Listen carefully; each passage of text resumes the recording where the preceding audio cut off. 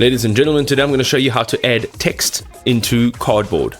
Ladies and gentlemen, there are two ways to add text. On the left hand side, you will see a toolbar, go down to text, and here you'll see some text presets. All right, so you'll see there's a title, subtitle, caption, minimal, lower third title, description, or role. So whatever it is that you'd like to add, let's click on title. You'll see that it'll be added in here, and quite simply click on this. You'll be able to now go ahead and edit the title text. All right, so you can put in whatever it is that you'd like here. So let's just say text.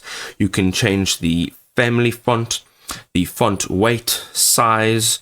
You can change the color, alignment, and a bunch more over here. So this is how you will add text the first way. You can also drag it on the timeline here to change how long it is on there for. And if you go ahead now and you can change the opacity as well, and then you'll be able to add transitions on there too. So on the left, you'll go to transitions, and let's say you want to add a transition here. Let's go ahead, put it over there and choose your transition.